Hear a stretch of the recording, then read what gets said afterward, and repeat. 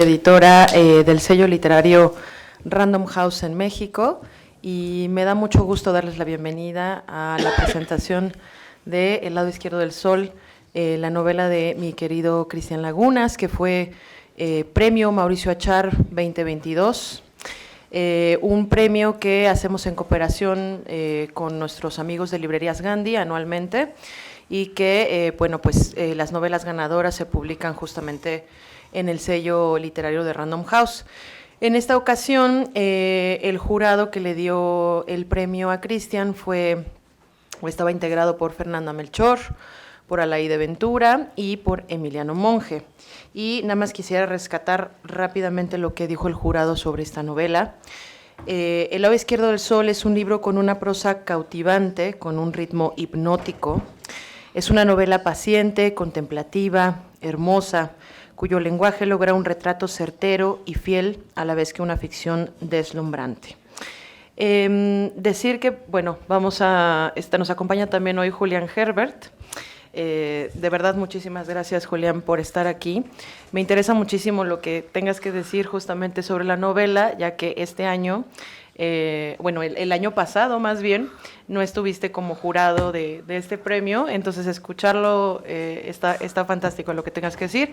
Y bueno, sobre Julián decirles que es, para quienes no lo conozcan, autor de una novela que yo creo que está corriendo ya para ser un clásico de la literatura mexicana, que es Canción de Tumba. Y en Random House ha publicado también otros libros, La Casa del Dolor Ajeno, Tráiganme la cabeza de Quentin Tarantino, Ahora imagino cosas, entre otras obras. Y bueno, me gustaría comenzar, creo que no nos pusimos de acuerdo quién iba a ser el policía malo y quién iba a ser el policía bueno en este interrogatorio que le vamos a hacer a Cristian, pero si me permites, voy a hacer la policía buena. Y bueno, la primera pregunta que quisiera hacerte, Cristian, quizás es una muy sencilla, pero estoy segura de que para los lectores, ¿no?, que están aquí, que todavía no están familiarizados con el tema de la novela, ponerlos en contexto. Muchas gracias. No te preocupes, ponerlos en contexto es muy importante, ¿no?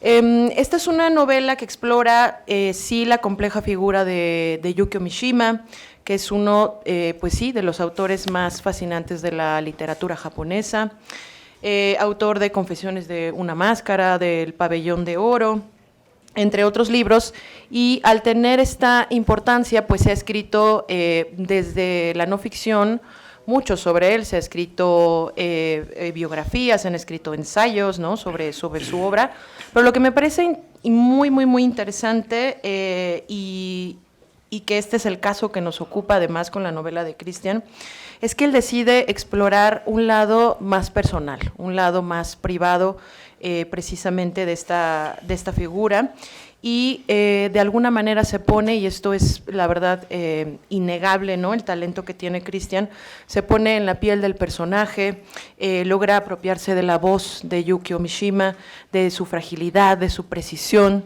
y de su constante ir y venir también entre lo erótico y la pulsión de muerte, ¿no?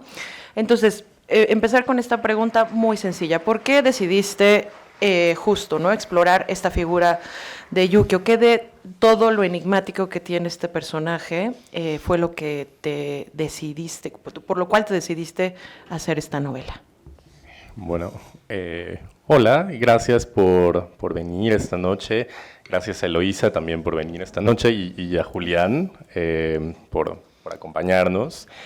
Es una pregunta interesante, gracias por la introducción. Creo que me resultaba irresistible la figura de Yukio Mishima, ¿no? Primero, como lector, yo había leído sus novelas, pero creo que ni siquiera había visto una foto de Mishima, nunca, ¿no? Y solo fue una vez que estuve en contacto con la dimensión pública de este autor y con la biografía de este autor que hubo algo en él que me pareció que tenía un gran potencial como personaje, ¿no? Como alguien que podía habitar un libro y no tanto quedarse en esa dimensión histórica. Y me atraía también, sobre todo, su oscuridad, ¿no? Creo que había algo en él que no me resultaba transparente, que no era muy evidente, que era contradictorio en sí mismo y eso me encantó, ¿no? Como la idea de hacer un personaje con muchas capas, con muchas contradicciones, alguien que no permitiera ser rodeado, ¿no? Entonces creo que el ejercicio de la novela fue ese gran intento, ¿no? Cómo rodear un personaje que no se deja rodear. Perfecto. Querido Julián. Hola, gracias por estar aquí. Estoy muy contento de acompañar a Cristian en la presentación de esta novela. Para mí es muy importante el premio Mauricio Achar, es parte de mi rito de pasaje hacia la madurez y la vida casi ya de hombre viejo en la que empiezo mi andadura.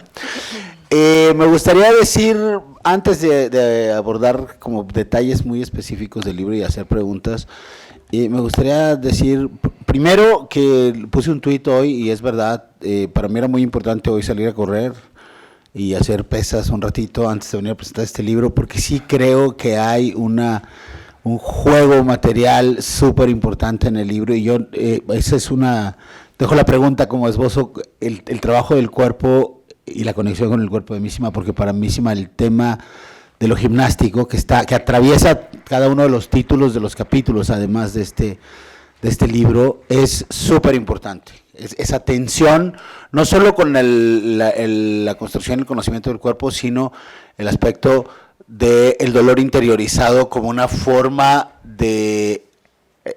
como de autoconstrucción estética, ¿no? Y también de algún modo de una ética en los límites de esa discusión con el sufrimiento, también incluso con la violencia. Me parece que en esta novela, además de construir a un Mishima ficticio, la escena inicial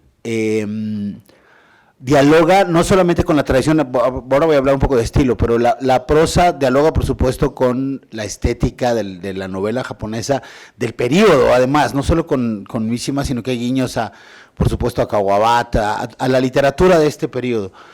Pero además, la escena inicial para mí fue muy sorpresivo, porque la tensión con la cultura japonesa me la estaba esperando, pero la escena inicial de la novela me recordó mucho el diálogo inicial de Bajo el Volcán, ese sentimiento de estar como en un resort, extranjeros en un resort, medio hablando de otra cosa, pero conectándose con la violencia del contexto. Es una escena que tiene un componente de violencia súper interesante que no voy a spoilear, a lo mejor al rato podemos hablar un poco, o Cristian quiere hablar de eso.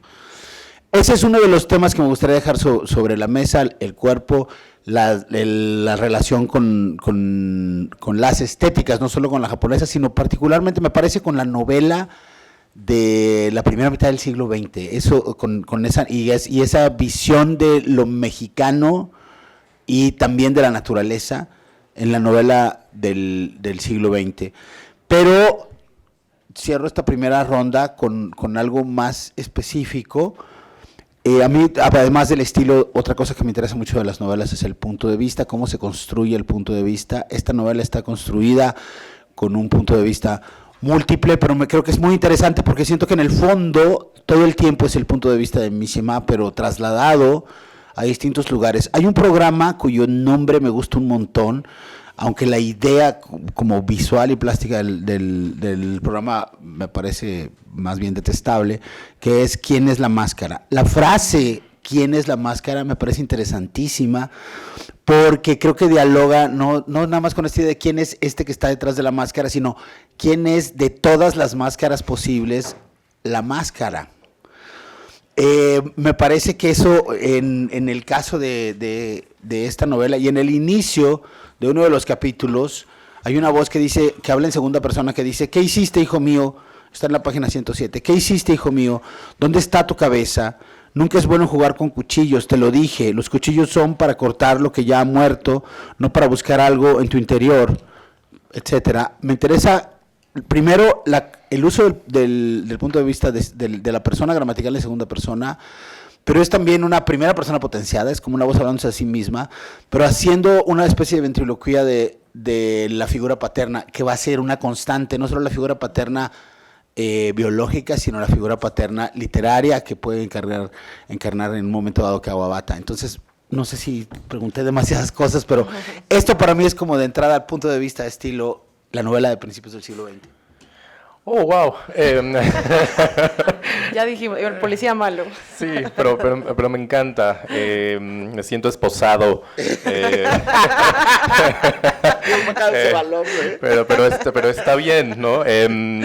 Sí, creo que por un lado me gusta mucho esto que mencionas sobre el cuerpo. Creo que fue una escritura muy corporal para mí. Creo que un tipo de escritura que creo que no había experimentado antes, pero que también requería la misma historia.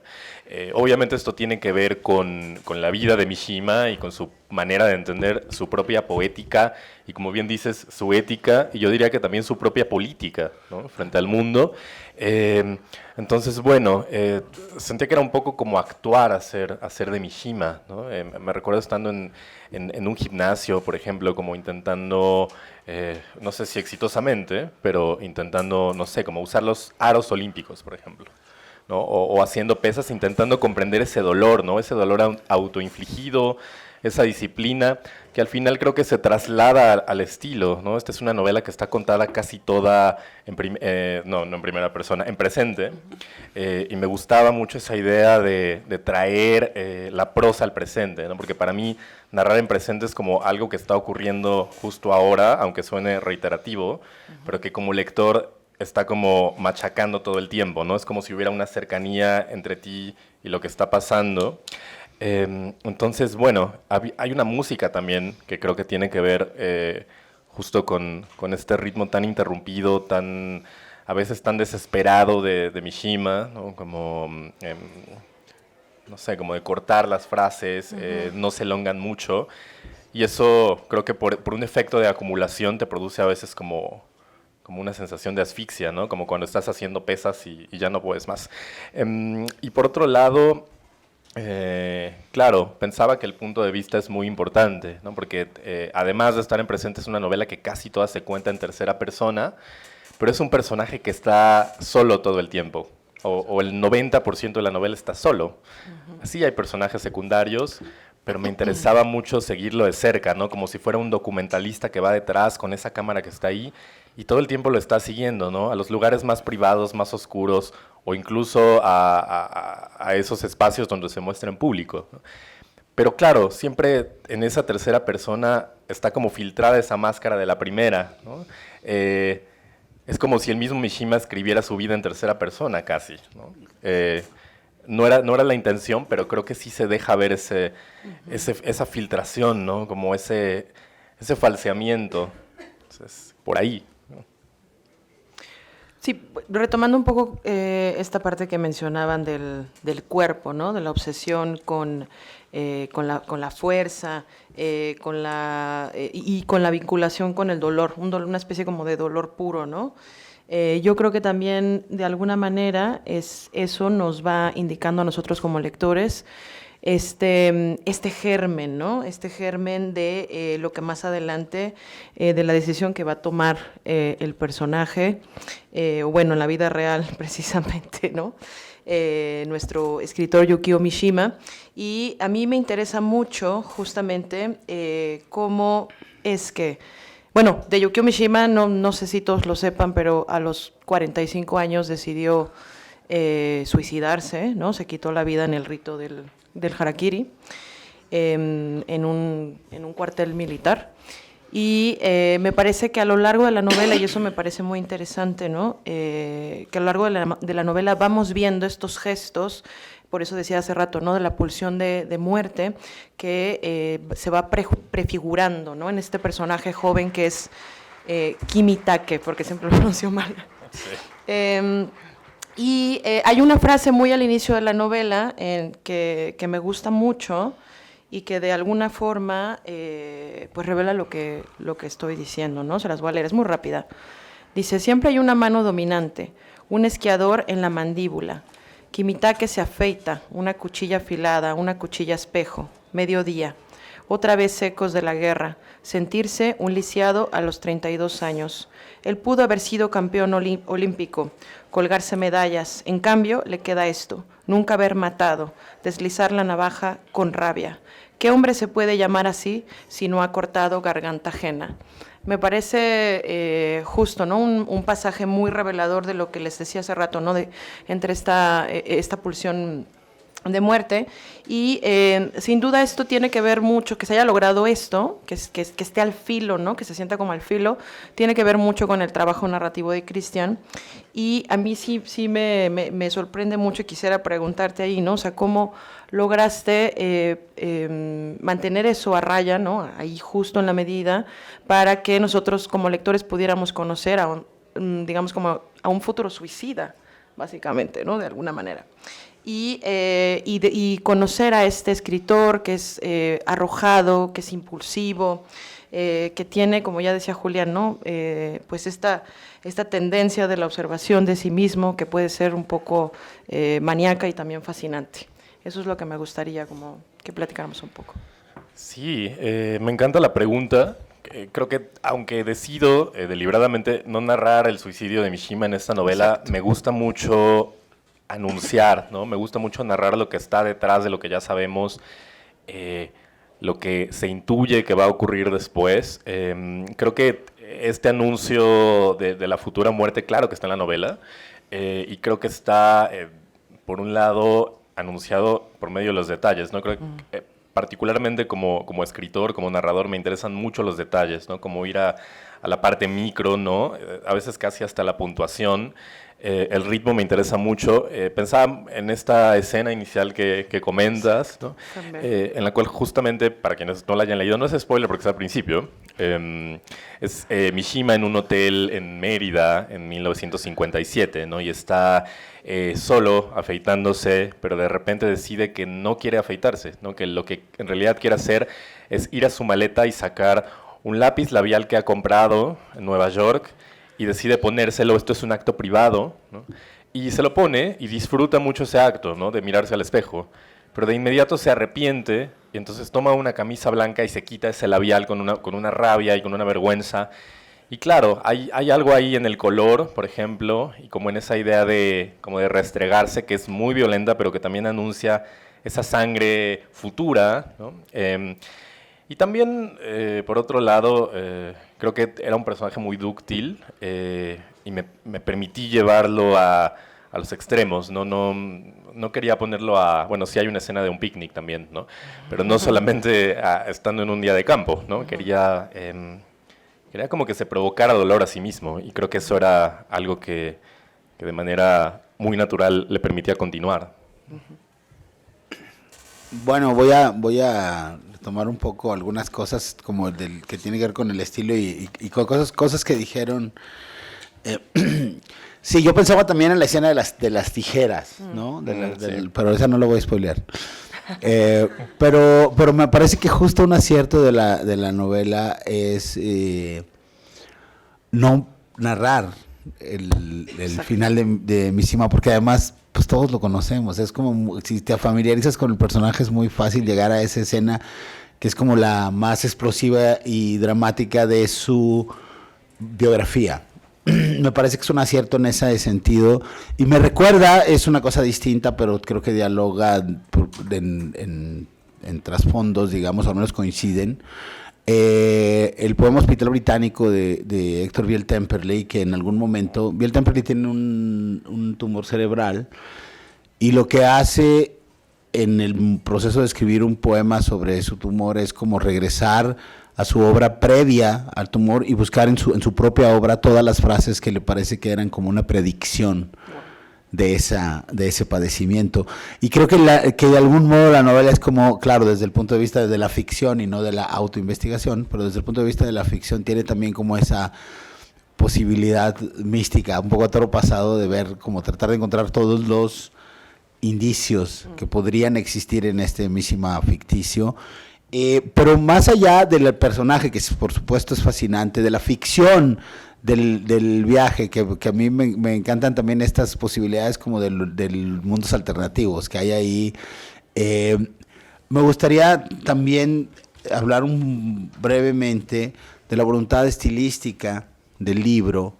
Y una de las cosas que decía yo, hace un rato estaba hablando con un amigo sobre este libro. Pues con el amigo con el que estábamos comiendo, porque coincidimos. Estábamos en un restaurante, él estaba en una mesa y yo en la otra, y jamás habría sospechado que estabas hablando sobre mi libro, porque estaba comiendo un aguachile justo en la mesa siguiente. Eso pasó. Genial. Qué bueno que estaba hablando bien de tu libro. Sí, no. Imagínate. Pero no, justo lo que decía yo, y esto es algo que me interesa. Hay toda esta discusión acerca de ciertos estilos de la lengua que se vuelven neutros. Para participar del mercado, para entrar como en un determinado diálogo con una lengua española como, sí, menos agreste, ¿no? A mí lo que me parece muy interesante de este libro es que la búsqueda del estilo en un español más neutro no tiene que ver con una facilidad, sino con una complicación, porque hay una especie de collage estilístico que abarca no solamente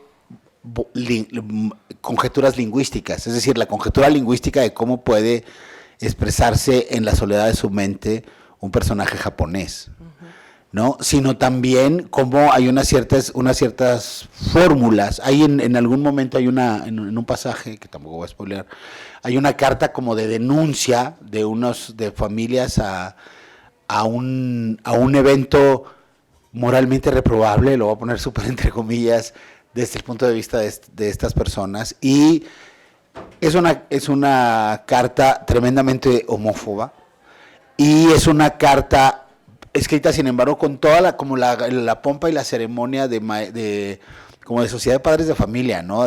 Pero ahí hay de algún modo una sátira que creo que es muy aplicable a la cultura mexicana, por ejemplo, pero está también la parodia seria, digamos, la oda paralela de la forma como de la forma ceremoniosa en que se conjetura en español una familia japonesa se dirigiría al director de un colegio.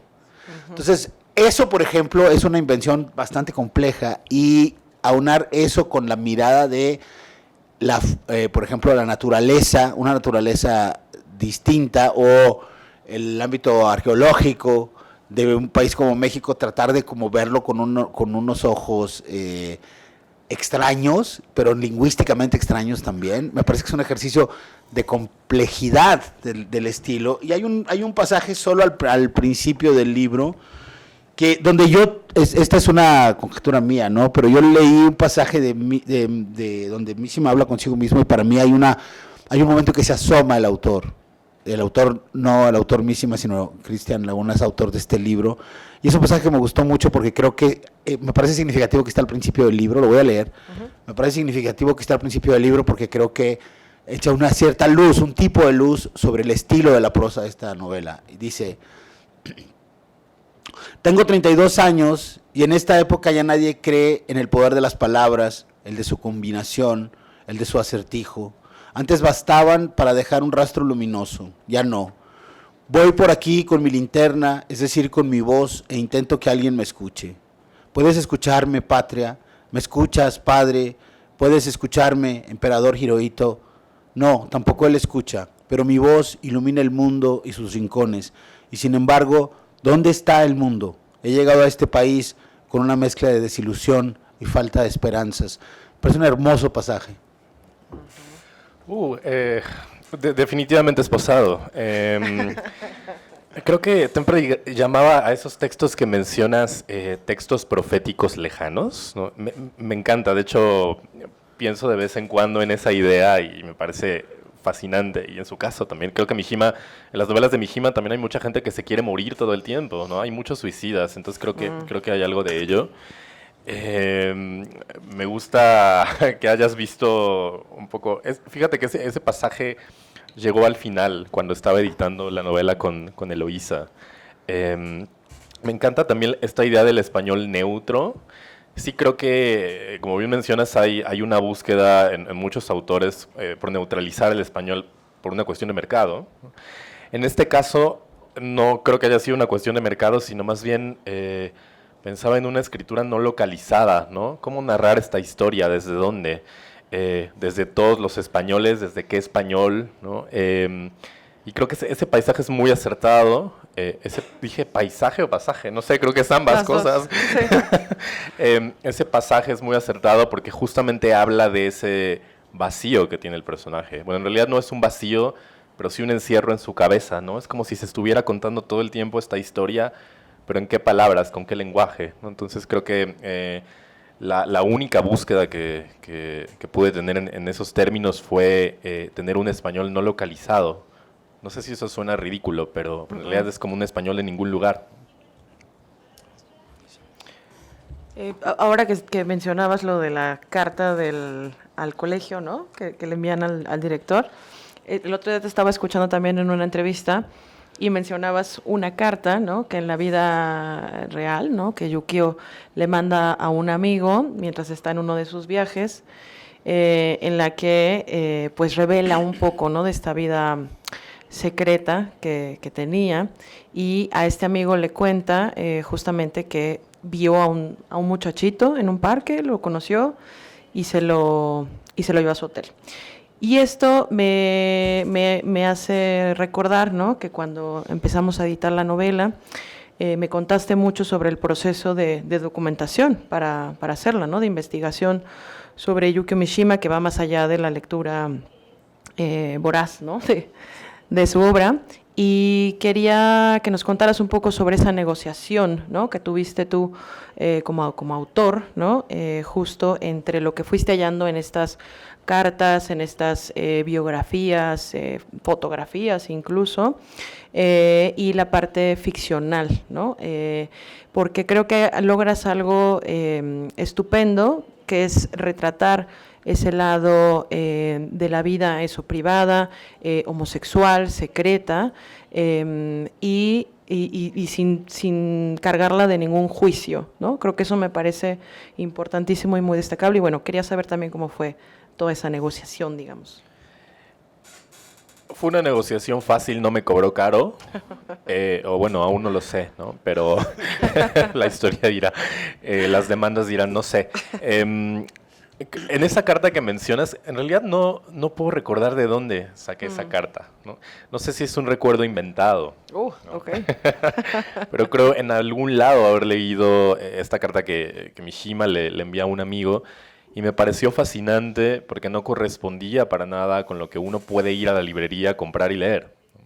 Era una parte de la vida de Mishima que no estaba siendo visible, ¿no? y que tampoco estaba siendo visibilizada. Así es. Entonces creo que las cartas, que también son parte importante de la estructura, me guiaron mucho, ¿no? El epistolario entre Mishima y Kawabata fue, yo creo que diría, el documento principal de la investigación, ¿no? Y además las biografías, creo que iba tomando un poco sin permiso, un poco de manera desfachatada, lo que me parecía bello de la vida de Mishima y también lo que me parecía bello y oscuro. La escena del emperador, por ejemplo, hay una escena en la que el emperador le entrega a Mishima un reloj de plata, y esa es una escena real, digamos. El emperador de Japón le entregó un reloj de plata a Mishima por ser el mejor estudiante de su curso. Y yo me preguntaba, ¿cómo llegó a ser el mejor estudiante de su curso Mishima? ¿No? Y fue ahí donde entra esa parte ficcional, ¿no? Donde está esa carta que mencionas, que es un poco paródica, un poco fársica, que me divirtió mucho escribir. Y dije, bueno, quizá Mishima hizo esto, quizá no lo hizo. Entonces, digamos, como el armado de la novela fue un poco torcer esa historia real e introducir otros elementos que me divertían, de tal forma que resultara una especie de collage de mentiras y verdades, un horizonte en el que no pudieras distinguir cuál es cuál. También creo que además esa es una sensación del lector, que además de la investigación de la vida del personaje, de los aspectos biográficos, yo percibo también una investigación cultural e iconográfica súper interesante de la visión japonesa de la cinética, de cómo se mueven las cosas, de cómo se fotografía. Creo que hay mucha foto japonesa en esta novela. Eso me interesa mucho y me parece también que hay ese intento por demás un poco complejo para cualquiera que haya crecido en nuestra cultura, pero creo que para los mexicanos es de vincular el erotismo y la violencia. No que eso no exista en México, por supuesto, sino que el nivel de refinamiento, para nosotros es algo más barroco. Y creo que lo complejo es ese nivel de refinamiento que aparece acá y qué cosas son visibles. Hay esta idea muy básica que es que, por ejemplo, tú puedes mostrar escenas de sadomasoquismo en Japón y no pasa nada, pero no puedes mostrar una axila. Digo, esa es una de las cosas tradicionales que son bastante sabidas. La axila es un espacio del cuerpo súper obsceno desde el punto de vista japonés, pero pues desnudar a alguien y prenderle alfileres en los pezones no necesariamente. Entonces hay como esas tensiones que creo que la novela está visitando de un modo u otro. Y la otra cosa que creo que está ahí, que me gustaría que habláramos, sí, es la tensión con las figuras paternas. La tensión con las figuras paternas es súper importante. Creo que, por supuesto, aquí está la tensión con las figuras paternas, para hablar un poco sobre la relación del protagonista con los personajes, con esos personajes secundarios de los que hablabas, la tensión con los personajes. Por una parte, yo recordé mucho mientras estaba leyendo, hay un pasaje en mi novela favorita personal de Mishima, que es El Pabellón de Oro, en el que un viajero llega a la calle, una familia, el narrador cuando es niño cuenta que llega un viajero a su casa y pues cenan, la mamá, el papá y el hijo cenan con este viajero, se van a dormir y cuando están dormidos el chico empieza a escuchar unos sonidos muy extraños que lo angustian un poco. Y al despertar debajo del mosquitero ve a su madre teniendo relaciones sexuales con el viajero y siente que una mano le tapa los ojos y es la mano de su papá. Me parece una escena tremenda y hermosa y extraña y ese es el tipo de escenas que creo que están en la narrativa de Mishima y bueno, eso, cómo hay este sentimiento de una dulzura, pero también como de la espera constante de la reprobación. Incluso creo que en el final se nota de algún modo este sentimiento de que no vas a ser aprobado nunca, y que ese sí, más allá de lo japonés, creo que es un sentimiento universal, la tensión con las figuras paternas. Sí, eso era justo lo que quería, ¿no? De Mishima me encantan esas escenas, ¿no? Como la que mencionas. Otra que recuerdo mucho es una que aparece en Sed de Amor, que es una de sus primeras novelas, que se las cuento rápidamente, ¿no? Es Etsuko, que es la protagonista, está enamorada de Saburo, que es un jardinero de la casa en donde vive.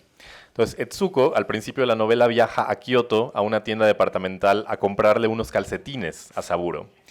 Y llega una escena más o menos a la mitad de la novela en la que Etsuko le da estos calcetines a Saburo, porque es un obsequio de amor, ¿no? Para demostrar su amor.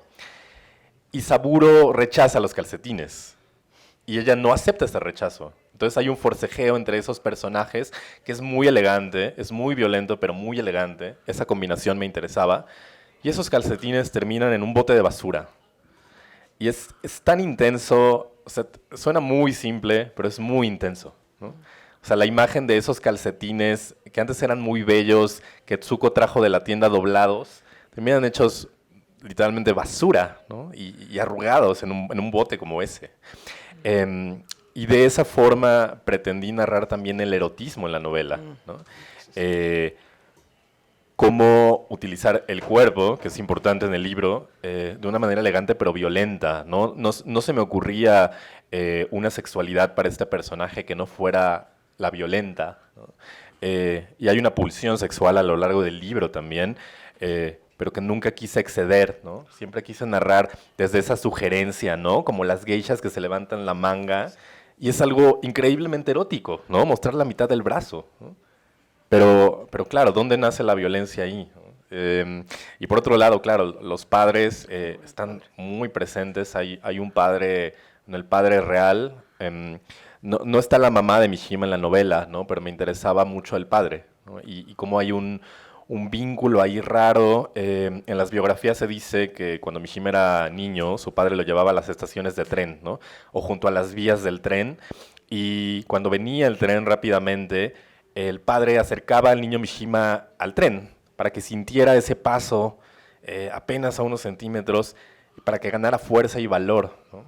Entonces hay una construcción ahí de la masculinidad y del honor y del valor que me interesaba explorar, ¿no? Ya una vez que el Mishima, o que el personaje de la novela es adolescente, ¿no? Y Kimitake, que además la mitad de la novela se llama Kimitake, y luego en algún momento cambia el nombre, y la segunda mitad de la novela se llama Yukio, ¿no? Entonces son siempre las dualidades. Y también está ese otro padre, ¿no? Que es Yasunari Kawabata, que es un personaje que aparece también y que tiene otra forma de paternar a este chico, ¿no? Que quiere ser escritor y que es un desastre y que es ambicioso, y que también es una forma violenta pero quizá más tierna, ¿no? Entonces me encanta esta idea de los padres. Creo que ya estamos un poquito sobre tiempo. A mí me gustaría mucho que pudieras leernos un fragmento y luego quizás abrir justo el espacio para preguntas, si se animan, así que vayan preparándolas. Ok. Quizás la parte del labial. Sí, esa me encanta. Es maravillosa. Bueno. Que no me acuerdo qué página era. Es ¿cuál? ¿La del principio? Sí. ¿Cuál? No, la del labial, si quieres. Eso no te acuerdas, ¿no? ¿El capítulo? Sí. Hombre, ese siempre lo he leído. Pero bueno. Uno nuevo, va. Uno nuevo.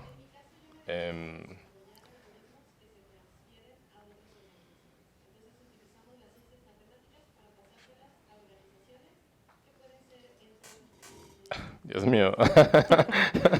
Estoy en suspenso. Bueno, a ver, como bibliomancia, ¿no? Como cuando... ¿Qué dice? ¿Qué dice el libro cuando le haces una pregunta, no? Ok. Bueno, voy a leer el principio porque esto es difícil. Es Esgrima, en Mérida, 1957. Siempre hay una mano dominante, un esquiador en la mandíbula. Kimitake se afeita, una cuchilla afilada, una cuchilla espejo. Mediodía, otra vez ecos de la guerra, sentirse un lisiado a los 32 años. Él pudo haber sido campeón olímpico, colgarse medallas. En cambio, le queda esto, nunca haber matado, deslizar la navaja con rabia. ¿Qué hombre se puede llamar así si no ha cortado garganta ajena? Aquí, en la habitación de hotel, sigue creyéndolo. La muerte es cosa fácil. De ser posible, se iría contra una yugular con la navajita que sostiene. Sería el cuello de un muchacho campesino de la prefectura de Kanagawa, un cultivador de sandías, se imagina, alguien que sepa cargar su propio peso y esté dispuesto a morir por la patria. Termina de quitarse la espuma y sabe que ya nadie está dispuesto a morir de esa forma, que cambió lo más fundamental. Hoy podría ser el día de llenar la tina y meter la cabeza hasta el fondo, como ha visto hacer algunos personajes en las películas. Sería él la esposa de un yakuza que, ante la repentina noticia de la muerte de su amante, sabe que va a perderlo todo, y sin embargo no lo hará. Tiene una cita en 15 minutos. Una joven norteamericana, especialista en literatura japonesa, lo ha seguido desde Nueva York y quiere entrevistarlo. Han quedado en el restaurante anexo al hotel. Ya debería estar listo, pero pasa la navaja de nueva cuenta, lo retiene la misma operación mental, preguntarse cómo cortaría el cuello del campesino. Concluye que si tuviera que hacerlo, lo haría con la derecha, su mano dominante. Es dueño de la precisión para usar los dedos y en general toda la musculatura. Eso le dicen. En el gimnasio, cuando sostiene la barra para levantarla hasta el pecho, los metacarpianos se funden contra el acero. Cuando da un puñetazo al saco de box, los otros palidecen. La mano tiene más de 150 huesos, leyó en una revista antes del viaje. Una de esas publicaciones que circulan por todos los kioscos japoneses.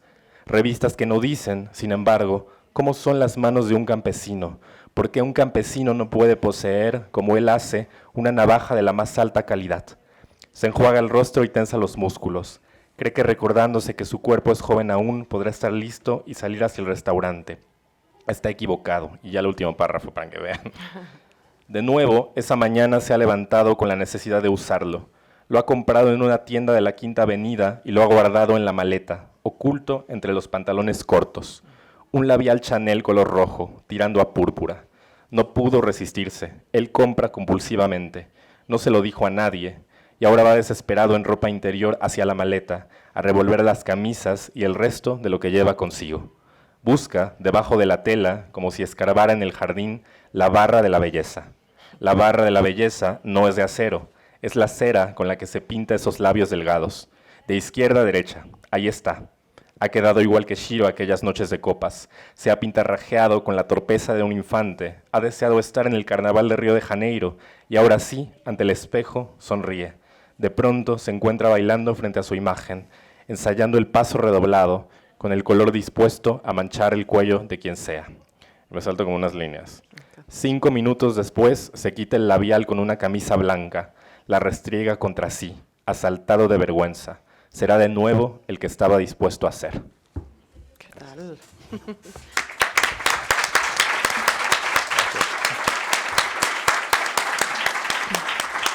Ahora sí, si alguien se anima a hacer una pregunta a Cristian.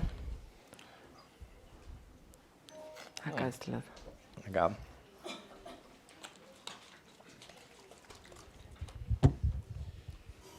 El premio dijeron que era una especie de biografía de Mishima. Yo cuando recibí el libro de la editorial, no quise leer La Cuarta de Forro. Y quise meterme directamente en el libro, porque yo sigo insistiendo que eso no es una biografía de Mishima. Y creo, al final leí la Cuarta de Forro, he leído la reseña, etcétera. Te entrevisté incluso. Sí. Pero creo que aquí hay una especie de bitácora de los gestos de Mishima, no de las acciones, sino yo diría que es un sumario de gestualidades. Por eso yo en mi lectura, yo no pienso que es una biografía de Mishima, sino un sumario, una especie de resumen de todos esos gestos que conocemos de Mishima. No sé, me gustaría que tú, que quiero que en la entrevista hablamos algo de eso, ¿no? Me gustaría que tú un poco me ampliaras sobre eso. Sí, creo que sí. Creo que más que tratarse de una documentación, cosa que sería un trabajo biográfico propiamente, me gusta más pensar desde la interpretación, ¿no? Como siento que es una interpretación, como bien dices, de los gestos, de la vida, de la energía, del tránsito de Mishima, y no tanto un ejercicio de biografiar, ¿no? Nunca me sentí con el permiso de biografiar, pero sí con el permiso de interpretar, ¿no? Y de recrear. Entonces creo que va por ahí. Gracias. Yo quisiera aprovechar nada más que se mencionó el premio para decir muy brevemente algo que se me quedó un poco en el tintero, que es para mí como lector y como parte de esta casa editorial, lo importante que me parece que este premio haya tenido continuidad, que se sostenga. Yo creo que el premio Mauricio Char nos ha regalado algunas novelas espléndidas y yo espero que sigamos así. Sí, Y además sí creo que da un cierto estado de la circunstancia, no es una conjetura nada más, pero es un premio que tiene a un grupo de lectores móvil, pero más o menos establecido, y una cierta, yo no fui jurado de este premio, pero sí percibo un aire de familia, digamos, de lo que a mí me interesa como lector, lo digo no necesariamente todo nos interesa, ¿no? Entonces, eso para mí es como esa curaduría del catálogo que hay en el premio, y yo sí pongo juntas las últimas 4 novelas de este premio, además sí creo que me dan una idea de hacia dónde está mirando la literatura mexicana, la narrativa mexicana de los últimos años, y eso me parece interesantísimo. Yo creo que las últimas 2 novelas hablan sobre todo de cómo estamos reinterpretando el punto de vista y la pulsión política dentro del punto de vista y nuestra relación con la historia. Creo que las 2 novelas, y ese ya es un ensayo que escribiré luego, son muy interesantes puestas una junto a la otra. Perdón. Adelante. Bueno, muchas felicidades, Cristian. Me da un gusto Gracias. enorme que hayas ganado. Y pensando un poco, ¿qué que efectivamente no es una biografía, es un personaje literario, va más allá que la biografía. El de Cristian es un personaje pues que ya está Kimitake, Yukio, ¿no? Inscrito dentro de los personajes literarios importantes. Entonces, además de felicitarte y de ver estas referencias que tienes con la literatura japonesa, veo también otras, porque creo que Cristian es muy buen lector. ¿Qué otro autor o autores siento que están allí, que nos puedas mencionar brevemente? Hay un montón. Me gustan mucho los autores que trabajan con el ritmo, ¿no? Entonces, Thomas Bernhard me encanta, Elfriede Jelinek me encanta, Antonio de Benedetto, Jorge Barombiza, José Donoso, definitivamente están por ahí, ¿no? Un montón, ¿no? y poesía, creo que también hay un montón de poesía atrás. Sí, el título es maravilloso. Sí. Maravilloso. Gracias. Y tenemos tiempo para una última pregunta, porque tenemos que ya cerrar. Si alguien se anima. ¿Nadie? Vale, No, pues bueno. de verdad, Cristian, muchísimas felicidades. Gracias, Julián, por acompañarnos No, hoy. gracias. Y gracias a ustedes por su asistencia también. Y Gracias.